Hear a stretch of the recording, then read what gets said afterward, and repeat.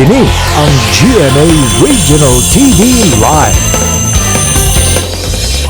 Balik ta diri sa GMA Regional TV Live karong buntaga, palaran kitang makauban ang Cebuano nga mikampyon sa Arnis Live Stick Competition sa Philippine National Games 2023. And we have with us this morning Mr. Miko Cañete. Good morning, Miko, and Good morning, welcome sa GMA Regional TV Live. Good morning. Good morning sa atong mga kapuso nga nagtan-aw sa karong gi-broadcast nga Regional TV Live.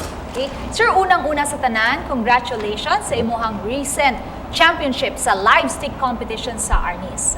Pwede ba imong ma-share kini imo nakabot karon nga kalampusan? Thank you sa sa pag-congratulate.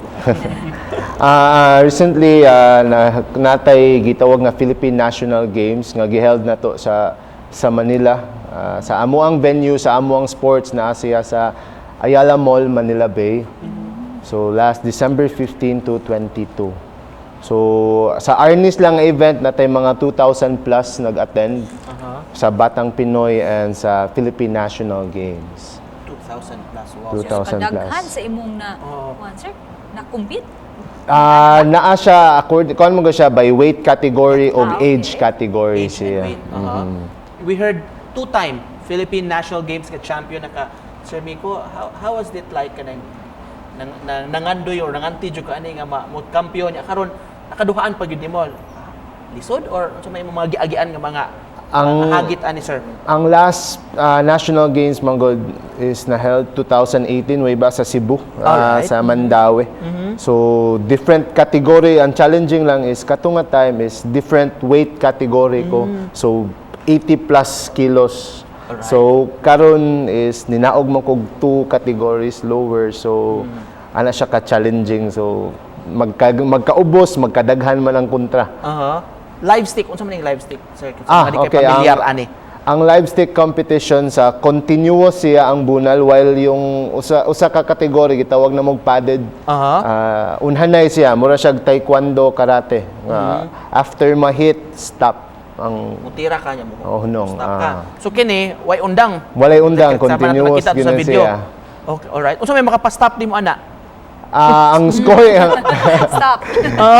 kung magkuha na gyud ka nang maggakos na stop na ni referee. Stop na sa referee. Walang scoring na mo ani, the same sa boxing, 10-9 ang scoring, depends sa judge. Same sa jud sa boxing, di ba kung magkagakos na Oo. stop. So buwagon. inana sa gyud Buwagon siya. sa da siya.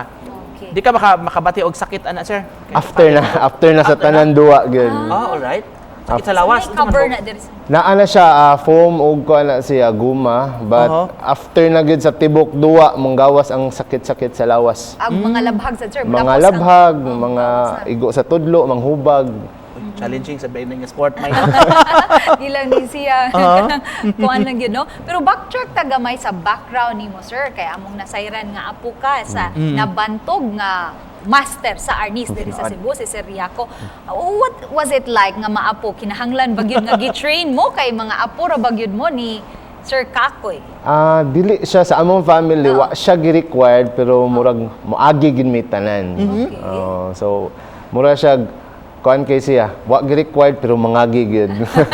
Lingaw kay siya, then pressure bringing sa last name, especially kung mag-compete mga tournaments, kay mura siya worth more than gold yun, defending our family name than winning something gold or any medals lang yun. At what age ba ka nagsugod og 6 years old ko nagsugod. So dili required pero igabot sa 6 years old magsugod na. Magsugod yun siya. Kini kuno imong pag-compete karong bago Miko sa PNG unsa man kanang katapusan nimo nga national competition sa may plano nimo?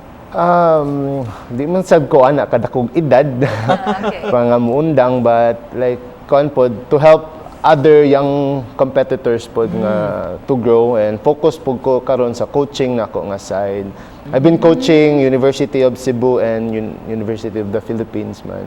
And I have student pod sa among gym. So focus lang ko sa akong mga kuan. Okay, kining Arnis unsa man gyud ni siya, is this murag masayon ra ba ni makatunan or mas maing nagyud kay background sad sa martial arts or unsa ba? Anybody can just learn? Ah, ani? makatunan ra man gyud tanan, no. Dili lang gyud ingon nga makatunan mo apil dayog competition right away kay si Arnis duha man gud siya ka side, si martial arts ug si sports side. So natay practical ug nasa tay pangduwa sa mga bata. Nabuhat ang sports para mainganyo ang mga bata. Kay kung focus buta more on martial arts, delikado manggudpod kaayo sa mga bata, like mamuna lang yung kalit without Disiplina po kinahanglan. Yes. Pero mga taas-taas ng edad, pwede pa. Pwede pa. pwede pa kaya. Ba't kayo ba may mangita tag Why pastime? age limit, di ba? Tinood. Okay, finally, sir, imuhang mensahe nga sa atong mga kapuso this morning. Nagtanaw ka nato. For me, akong message lang is once ma-start lang niyo discipline inyong kagalingon, everything will follow lang yun. That's it. Nindot na. Let's Nindot take it na from siya. Miko, May. Okay, dagang kayong salamat, Thank you Mr. kayo. Miko Cañete, sa imuhang Salamat. paghatag ka na mo og oras din sa GMA Regional TV Live.